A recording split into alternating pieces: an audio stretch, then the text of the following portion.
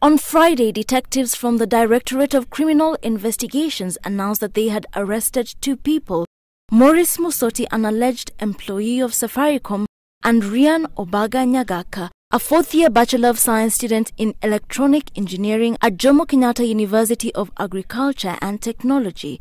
From the 2, they seized a laptop, 2,160 unused SIM cards, 5 till agent numbers, 3 M-Pesa Safaricom books, an internet booster router, and 2 mobile phones.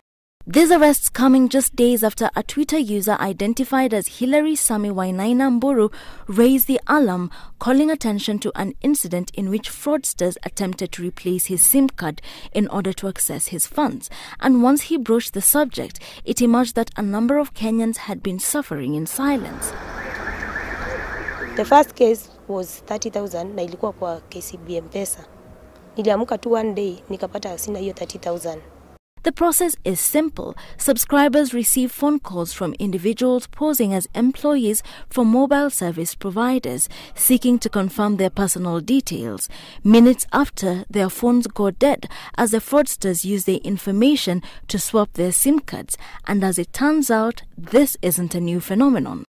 But according to Tyrus Kamau, a cybersecurity expert, what makes this different is that in this case, the fraudsters are banking on the goodwill subscribers have towards employees of their mobile service providers. It's more of what we'd call social engineering. So for instance, where someone from the network who colludes with maybe a couple of other guys out there collude and decide to call a specific customer and try and entrap him into believing that either his SIM card has a problem that needs fixing, and they can assist. And the minute you get a call from your mobile network service provider, there's an inherent sense of trust, that you trust the person on the other line. So that's what makes most people fall prey for this kind of fraud. Once these details are secured, they are handed over to waiting teams. This is a sort of cartel, and how they do this is that they always have people on standby when the swapped SIM transacts. So it moves money up until the limit. It's not a one-man show, and definitely you cannot do it from the outside as what you'd think as a Lone Ranger hacker.